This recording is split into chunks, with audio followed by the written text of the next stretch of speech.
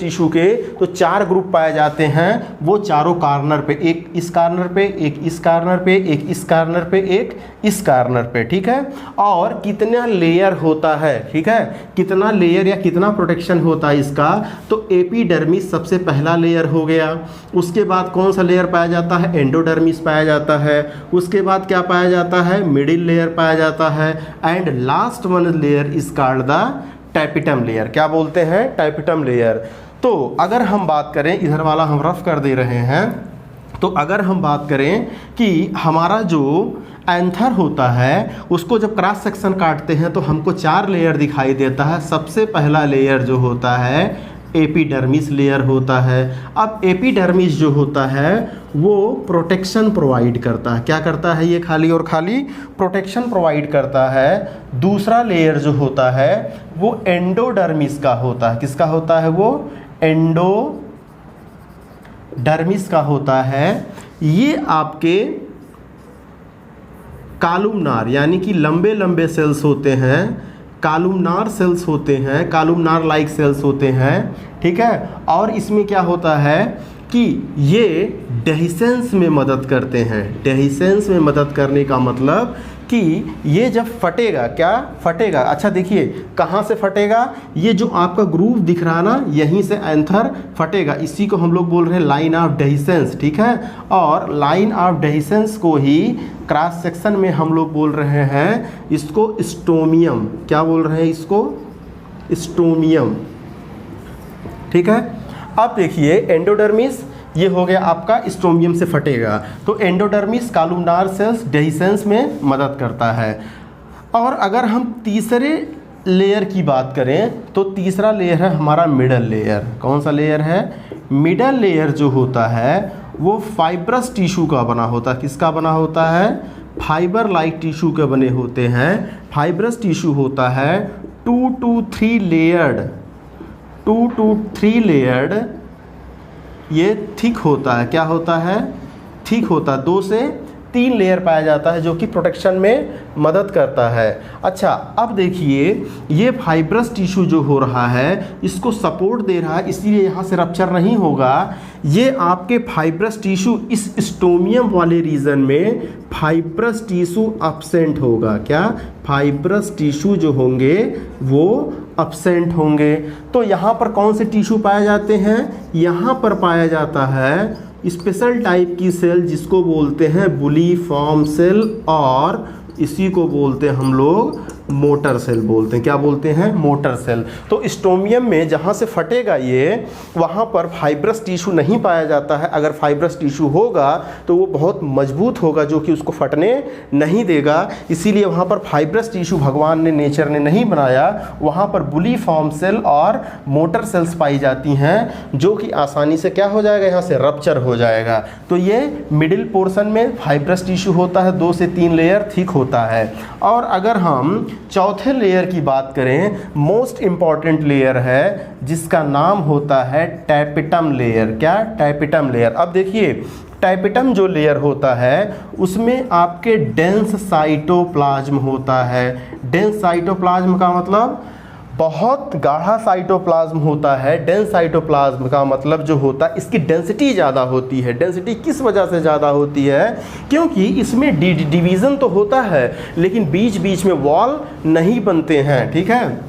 यानी कि जैसे आपका घर बन रहा है, क्या घर बन रहा है, लोग आ रहे हैं लेकिन उनको आप रूम में नहीं भेज रहे हैं, एक हॉल में बैठा दिए तो एक ही छत के नीचे ढेर सारे लोग हो जाएंगे बिना पार्टीशन के। इसी को बोलते हैं मल्टी न्यूक्लिएटेड कंडीशन। तो डेंस साइटोप्लाज्म है और ये मल्टी न्यूक्लिएटेड इसी को बोलते हैं पॉलीप्लॉइडी कंडीशन। पॉलीप्लॉइडी कंडीशन में होता है, ठीक है, टैपिटम। अब देखिए टैपिटम का बहुत ही इंपॉर्टेंट फंक्शन है, ये नरिशमेंट प्रोवाइड करता है। क्या चीज़, ये नरिशमेंट प्रोवाइड करता है डेवलपिंग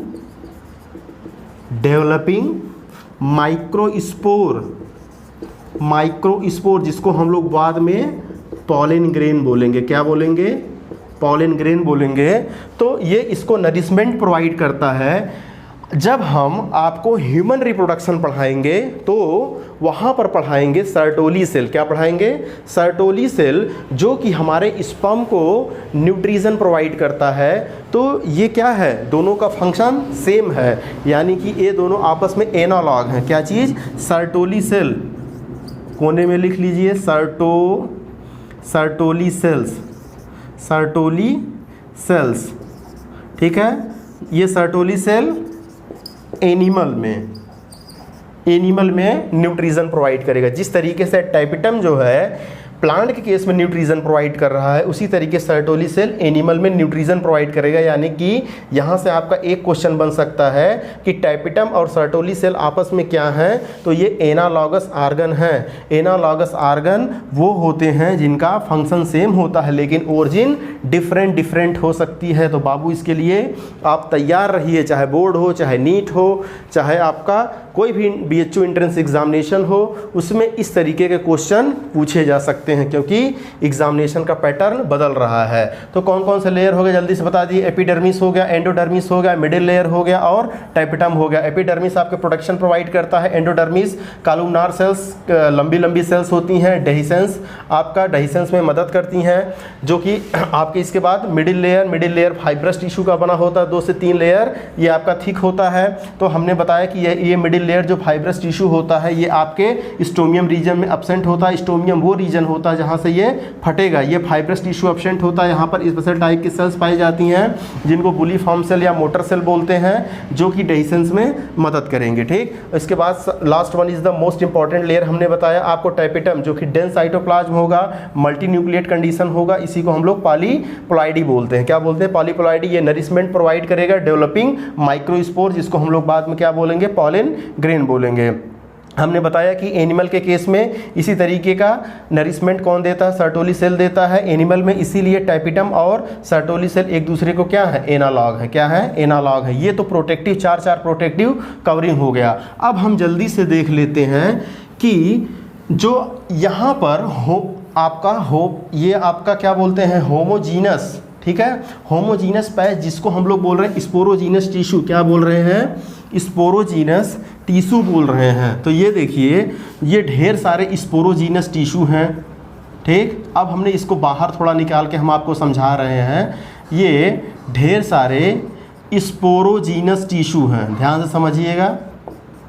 स्पोरोजीनस टिश्यू है जो कि डिप्लॉयड होता है, 2n होता है। क्या होता है? ये डिप्लॉयड होता है। ठीक है, और स्पोरोजीनस टिश्यू तब बोला जाता है जब एंथर यंग होता है। क्या होता है? एंथर बच्चा होता है, यंग होता है। अब ये आ जाता है मैच्योरिटी पे। किस पर? मैच्योरिटी। अब ये मैच्योर हो गया तो अपने अंदर क्या कर लेगा? कुछ मॉडिफिकेशन कर लेगा। तो इसी को स्पोरोजीनस टिश्यू को ही हम, यानी कि ये अपने अंदर डिफ्रेंसिएशन कर लेगा। तो इसी स्पोरोजीनस टिश्यू को हम लोग बोलते हैं माइक्रोस्पोर मदर सेल। क्या बोलते हैं? Microspore mother cell. क्या बोलते हैं इसको? Microspore mother cell. और नंबर भी बढ़ा लेता है कौन से प्रोसेस के द्वारा? माइटोसिस। माइटोसिस बोले तो माइटोसिस क्यों? क्योंकि 2n से 2n ही बनाना है, क्रोमोजोम नंबर सेम रखना है, इसीलिए प्रोसेस माइटोसिस होगा। ठीक है, तो ये सारे के सारे माइक्रोस्पोर मदर सेल। अच्छा, माइक्रोस्पोर मदर सेल अगर पूछा जाएगा किसके मॉडिफिकेशन से बना, तो स्पोरोजीनस टिश्यू के ही मॉडिफिकेशन से बना। बस खाली कुछ नहीं, इसमें मैच्योरिटी का अंतर है। ये इमेच्योर थे, अब ये माइक्रोस्पोर मदर सेल क्या होगा? मैच्योर हो गया। ठीक है, जो अब क्रोमोजोम नंबर दोनों में सेम रहेगा। अब अगर हम बात करें कि ये हमारा एक माइक्रोस्पोर मदर सेल है। क्या है ये? एक माइक्रोस्पोर मदर सेल है। ये देखिए, ये है microspore mother cell. Microspore mother cell. अब ये देखिए, इस माइक्रोस्पोर मदर सेल में, ठीक है, माइक्रोस्पोर मदर सेल में क्या होगा? मियोसिस होगा मियोसिस। और आपको पता है माइक्रोस्पोर मदर सेल में जब मियोसिस होता है तो एक सेल से 4 सेल बनते हैं, यानी कि हमारा 4 क्या बनेंगे? माइक्रोस्पोर बनेंगे। एक माइक्रोस्पोर मदर सेल से 4 माइक्रोस्पोर बने, माइक्रोस्पोर्स बने 4। और ये कैसे होंगे? ये हैप्लॉयड। क्यों? क्योंकि यहाँ पर हो रहा है मियोसिस। क्या हो रहा है? मियोसिस। और ये क्या था? डिप्लॉयड, 2n था, तो 2n से n बना, लेकिन नंबर 4 हो गया। ठीक, 1 2 3 4। अब देखिए ये माइक्रोस्पोर डिफ्रेंशिएट करके, यानी कि डिफ्रेंशिएट करने का मतलब, डिफ्रेंशिएट करने का मतलब जैसे जैसे ये और मैच्योरिटी की तरफ बढ़ेगा ये अपने अंदर चेंजेस कर लेगा। क्या कर लेगा? चेंजेस कर लेगा। ठीक, क्रोमोसोम नंबर अभी भी n ही रहेगा। ठीक है, ओके, ये अपने अंदर चेंजेस कर लेगा। इसी को हम लोग बोलेंगे तब पॉलिन ग्रेन बोलेंगे। क्या बोलेंगे इसको? पॉलिन ग्रेन बोलेंगे। ठीक है, और यही आपका होगा मेल गैमीट। जिस तरीके से हमारे अंदर क्या होता है? स्पर्म होता है, उसी तरीके से इसमें ये पॉलिन ग्रेन कहलाएगा। क्या कहलाएगा? पॉलिन ग्रेन कहलाएगा। ठीक है, अब देखिए ये बन गया पॉलिन ग्रेन डिफ्रेंशिएशन करके। अब ये जो होता है ये पॉलिन ग्रेन, अब जल्दी से हम जरा, होता ये है कि जो माइक्रोस्पोर होते हैं, क्या चीज़? जो माइक्रोस्पोर बना है,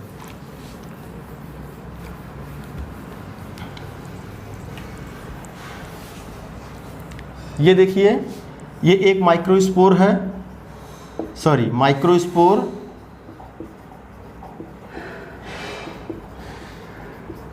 mother cell.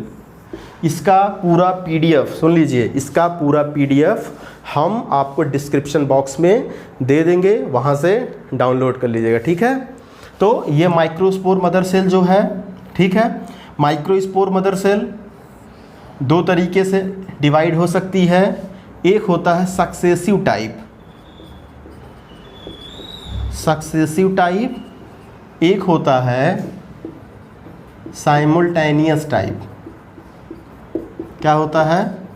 Simultaneous type. Successive type में देखिए होता क्या है, देखिए माइक्रोस्पोर मदर सेल क्या है? ये 2n है। ठीक, सक्सेसिव टाइप में क्या होता है कि ये आपका एक से दो न्यूक्लियस बना, क्या बना? दो न्यूक्लियस बना डिवीज़न करके। ठीक है, अब यहाँ पर तुरंत क्या बन जाएगा? ये वॉल बन जाएगा। क्या बन जाएगा? ये वॉल बन जाएगा। फिर से जाकर के इनमें डिवीज़न होगा, तो फिर से अगर डिवीज़न होगा तो ये टोटल कितना बन जाएगा आपका? ऐसे 4 बन जाएंगे। ये 4 माइक्रोस्पोर हैं। क्या है? ये 4 माइक्रोस्पोर, यानी कि यहाँ पर क्या बन रहा है? आइसो बाइलैटरल टाइप का माइक्रोस्पोर बन रहा है। क्या बन रहा है? माइक्रोस्पोर आइसो बाइलैटरल टाइप का बन रहा है। लेकिन साइमल्टेनियस टाइप में क्या होता है कि आपका डिवीज़न तो होता है, लेकिन जो बीच में सेप्टा है उसका फॉर्मेशन नहीं होता, वो लास्ट में होता है। तो कुछ इस तरीके के देखिए बन जाएगा। 2 बन गए, 2 से क्या बन जाएगा? आपके 4 बन जाएगा। एक पीछे है जो कि हम दिखा नहीं पाएंगे 3D में, तो कुछ इस तरीके का बन जाएगा। इसको बोलते हैं टेट्राहेड्रल, टेट्राहेड्रल टाइप का माइक्रोस्पोर डेवलपमेंट। ठीक है, देखिए जो सक्सेसिव टाइप है वो आपके जनरली इस तरीके से मोनोकाट प्लांट में मिलता है। किस में मिलता है? मोनोकाट प्लांट में होगा।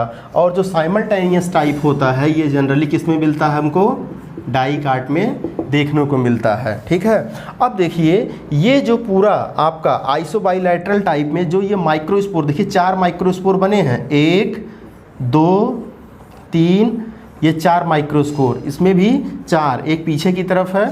ठीक है, 4 इसमें भी बने हैं।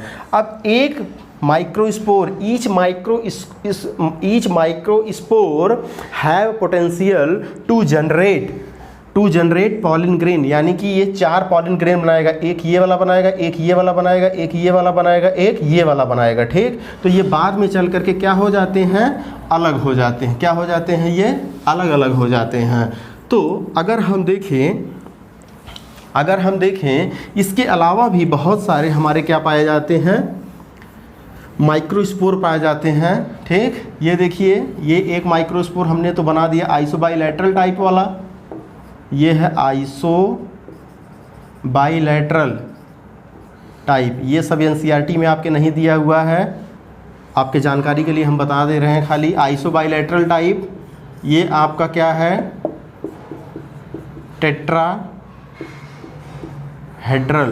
या टेट्राहेड्रल या टेट्रागोनल टाइप, टेट्राहेड्रल टाइप, ठीक है। और क्या हो सकता है, कुछ इस तरीके का भी हो सकता है। देखिए इसको बोलते हैं टी शेप, ये एबनॉर्मल प्लांट्स में पाए जाते हैं, ठीक। जनरली यही दोनों पाए जाते हैं, आइसोबाइलेटरल, टेट्राहेड्रल, लेकिन देखा गया है कि इस तरीके से भी बन सकता है, टी शेप बन सकता है।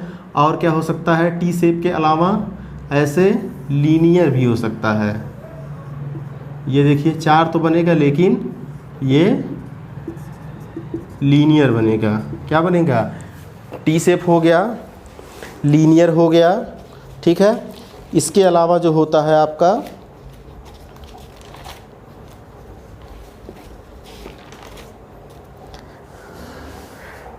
टी शेप,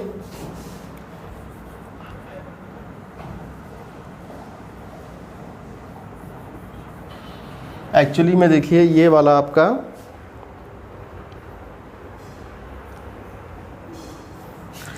ये आपका टी शेप है,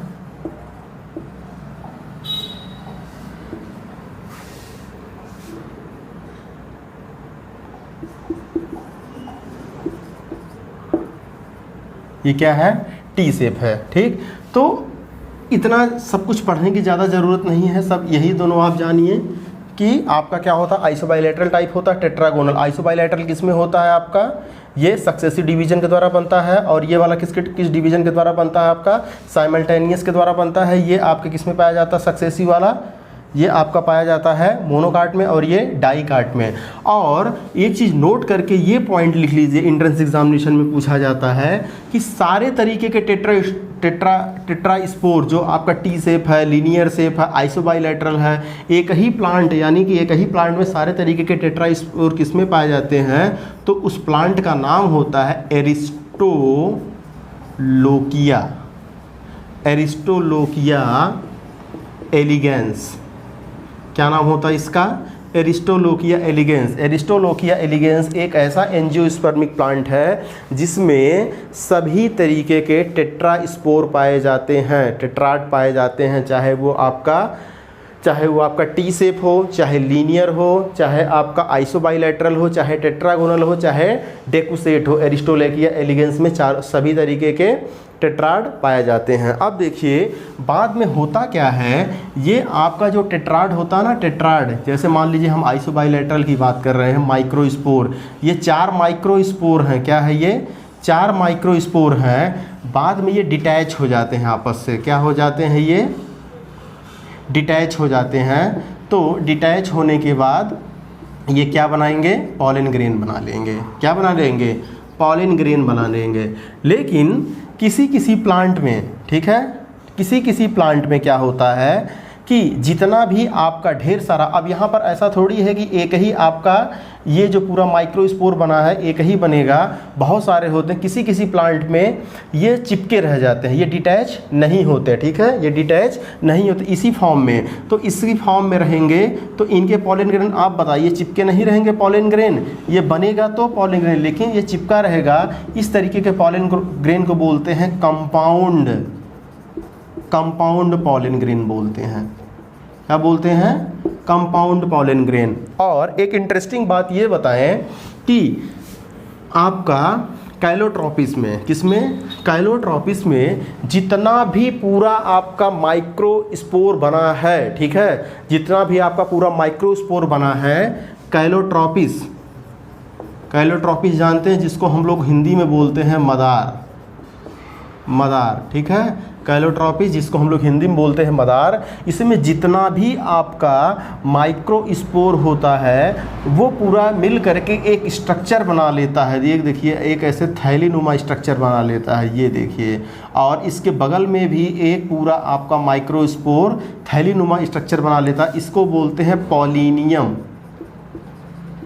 क्या बोलते हैं, पॉलिनियम। इसी में ढेर सारे माइक्रोस्पोर भरे रहेंगे और वो आपके क्या बनाएगा, वो आपका क्या बनाएगा, वही आगे चल करके वही आगे चल करके पॉलिन ग्रेन बनाएंगे, यानी कि ग्रुप ऑफ पॉलिन ग्रेन ढेर सारा पाया जाएगा, ये पॉलिनियम, ठीक है। और ये ऊपर ऐसे जुड़े रहेंगे, ठीक। और ये जो स्टॉक है ये आपको इसको बोलते हैं कॉर्डिकल। तो ये पॉलिनियम हो गया, कॉर्डिकल, और जहाँ से जुड़े रहेंगे इसका नाम होता है कार्पस्कुलम, कार्पस्कुलम, ठीक है। और कैलोट्रॉपिस किस फैमिली का होता है? एस्केलपिडेसी फैमिली, ठीक है, एस्केलपिडेसी। तो अगर आपसे पूछा जाएगा पॉलिनियम किस में पाया जाता है, तो वो एस्केलपिडेसी फैमिली कैलोट्रॉपिस में पाया जाता है। पॉलिनियम एक्चुअली में होता क्या है, पूरा माइक्रोस्पोर इसके डिटैच नहीं हो पाते हैं, जितने भी माइक्रोस्पोर, ग्रुप ऑफ माइक्रोस्पोर सब चिपक करके पॉलिनियम बनाते हैं। और उसके बगल वाला पॉलिनियम जो होता है, दो पॉलिनियम एक साथ चिपके रहते हैं, किस स्ट्रक्चर के द्वारा? कार्पस्कुलम स्ट्रक्चर के द्वारा। स्टॉक क्या होता है इसका? कॉर्डिकल बोलते हैं, ठीक है। तो ये आपका पॉलिनियम पाया जाता है कैलोट्रॉपिस में, ठीक। अब हम जरा देख लेते हैं कि जो हमारा माइक्रोस्पोर मदर सेल से क्या बना, माइक्रोस्पोर बना, माइक्रोस्पोर से पॉलिन ग्रेन बना। अब जरा हम जल्दी से देख लेते हैं मैच्योर पॉलिन ग्रेन का स्ट्रक्चर। तो हेडिंग का नाम होगा structure of mature pollen grain, structure of mature pollen grain. अगर हम structure of mature pollen grain को देखें तो जो ये पॉलिन ग्रेन होता है जनरली ये सर्कुलर शेप में होते हैं। कैसे होते हैं? ये सर्कुलर शेप में होते हैं। ये जो अंदर वाली लेयर आप देख रहे हैं इसको हम लोग बोलते हैं इंटाइन। इंटाइन ये बना होता है सेलुलोज प्लस पेक्टोज का बना होता है, ठीक। अब देखिए इसके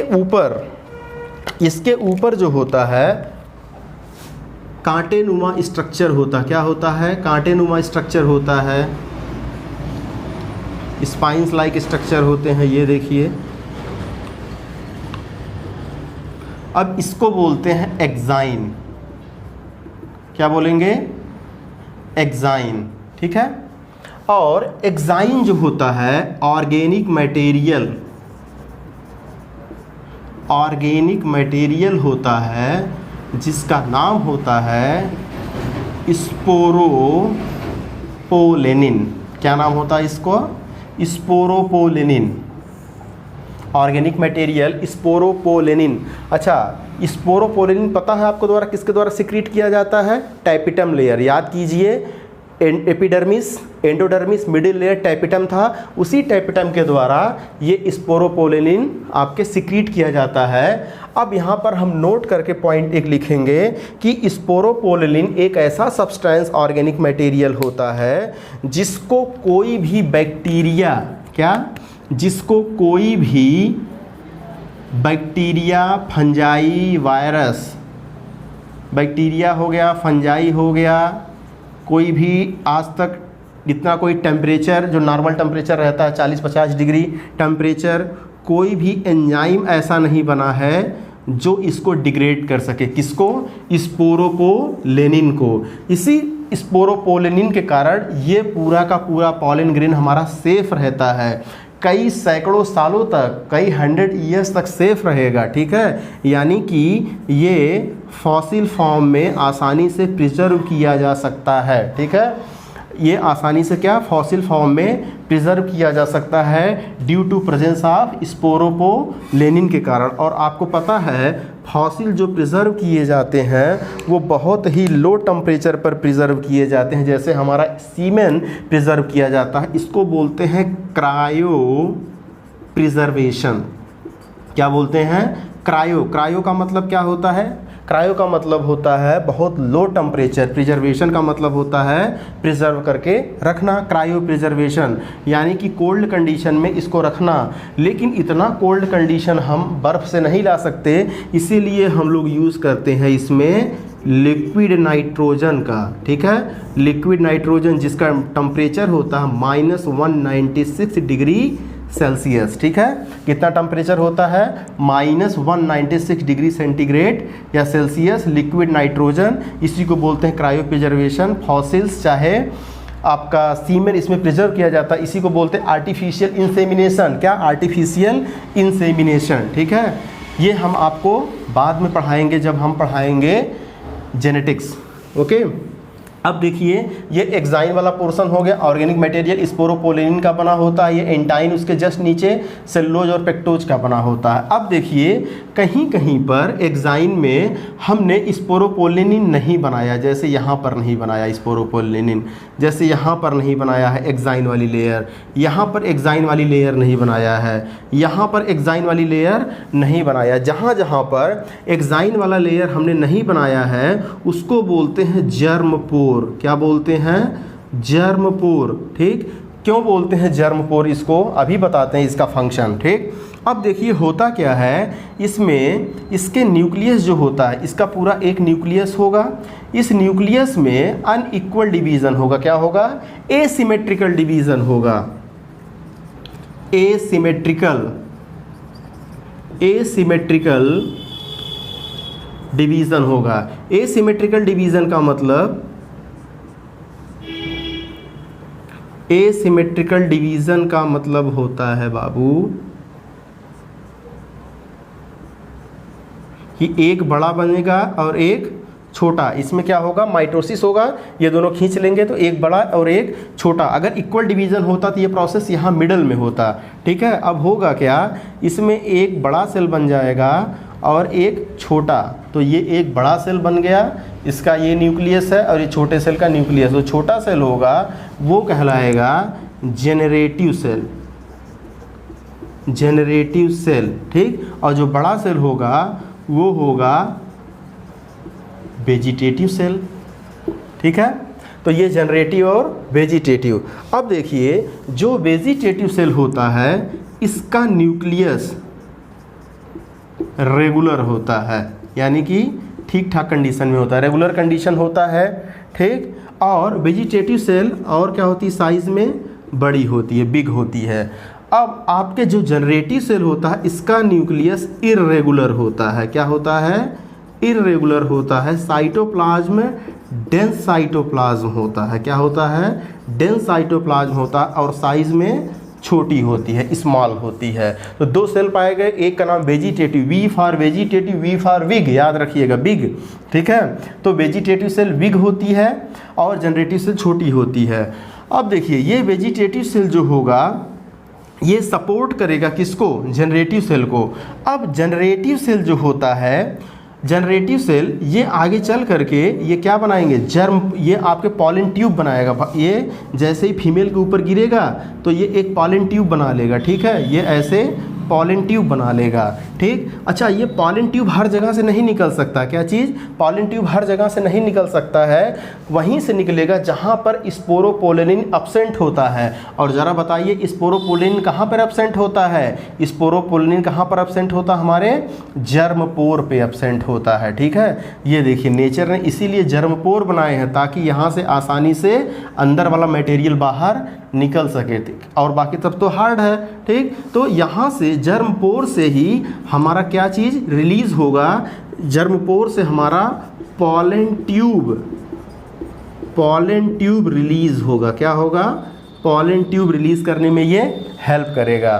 ठीक, तो ये हो गया ऊपर वाला लेयर एक्साइन, अंदर वाला एंटाइन, जहाँ पर ये आपके एक्साइन नहीं पाया जाता, स्पोरोपोलिन नहीं पाया जाता, उसको जर्मपोर बोलते हैं। जर्मपोर से पॉलन ट्यूब रिलीज होता है। इसमें दो सेल पाई जाती है, जनरेटिव और आपका वेजिटेटिव आपका बिग होता है, न्यूक्लियस इसका रेगुलर होता है, जनरेटिव सेल इरेगुलर होता है, डेंस साइटोप्लाज्म होता है, स्मॉल होता है। ठीक, एसिमेट्रिकल डिवीजन होता है स्टार्टिंग में। अच्छा, अब ये मैच्योर, ये क्या है? ये मैच्योर पॉलन ग्रेन है। क्या है ये? Mature pollen grain. ये कौन से स्टेज में है? टू सेल्ड स्टेज में है। किस में है ये?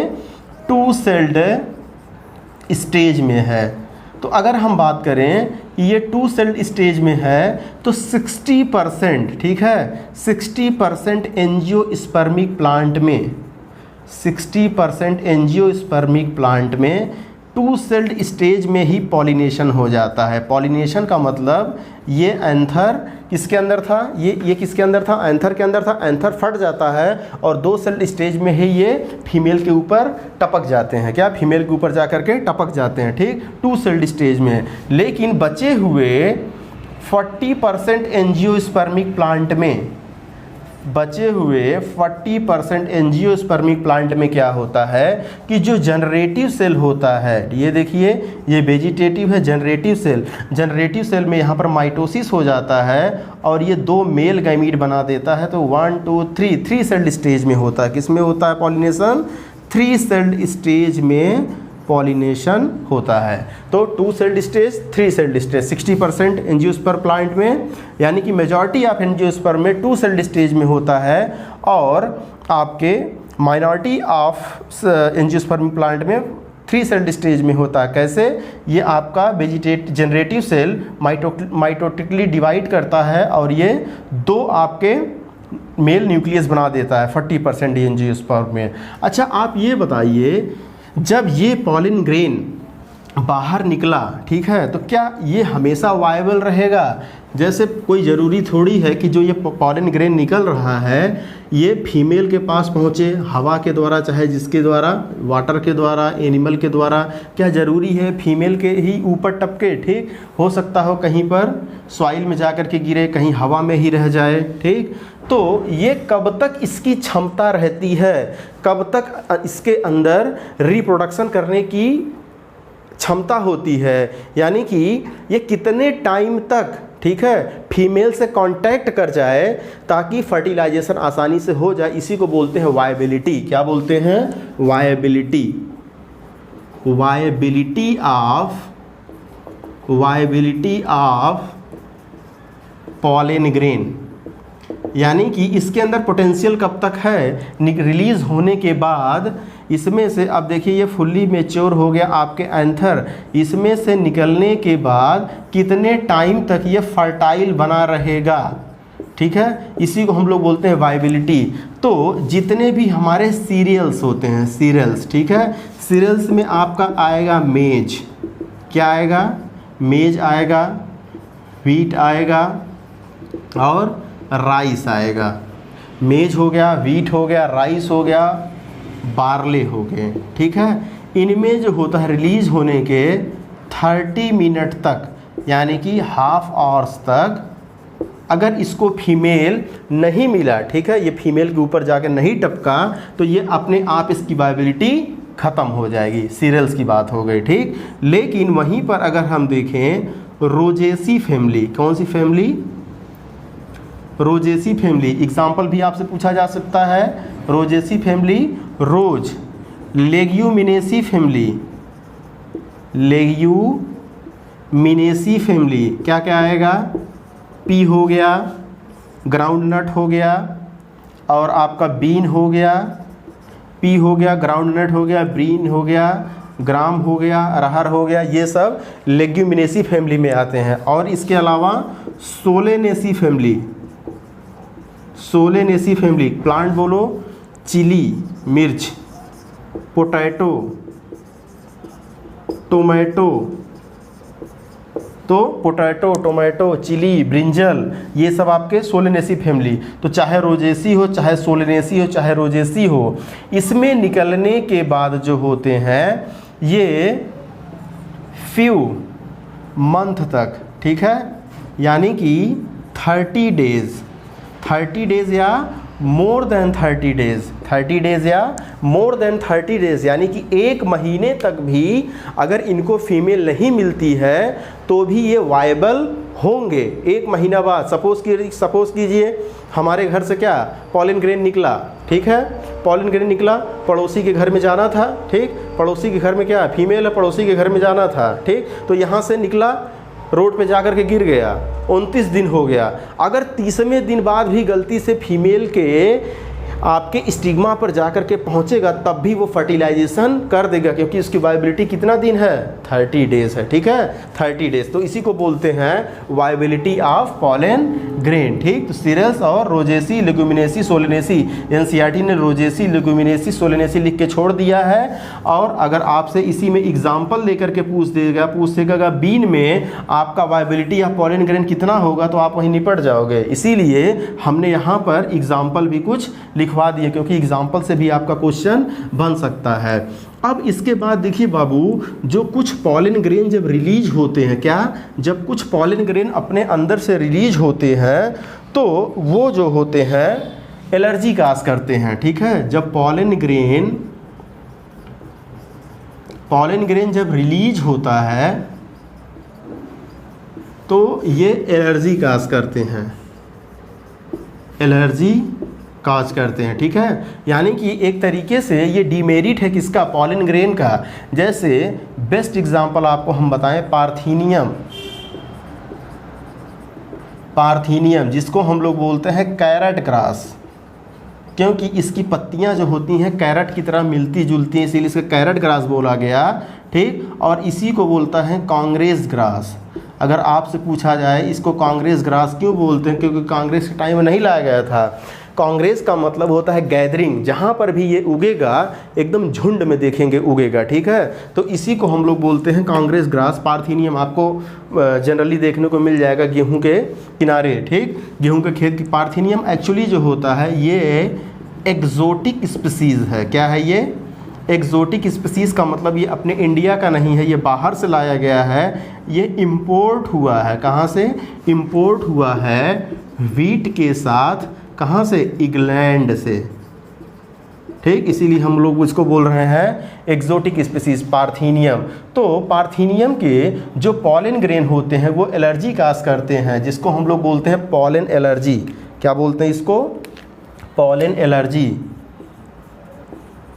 पॉलन एलर्जी, पॉलन एलर्जी बोलते। जब इसके जो लोग बहुत सेंसिटिव होते हैं किसी टेम्परेचर, वाटर, ये सब के प्रति, लाइट, तो इसके बगल से जब गुजरेंगे तो उनको छींक आने लगेगा। क्या, छींक आने लगा, स्नीजिंग होगी, ठीक।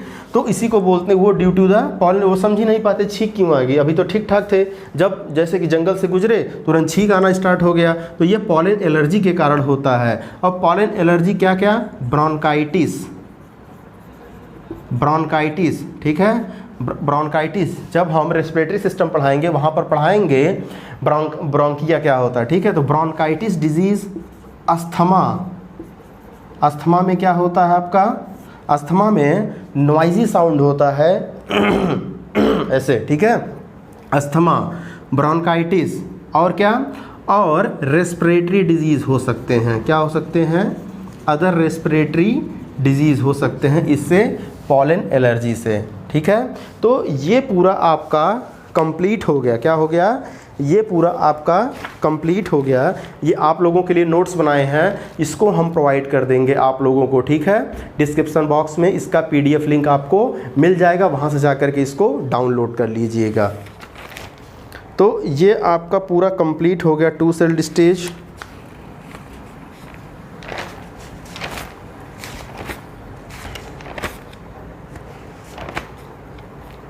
ये पूरा आपका कंप्लीट हो गया।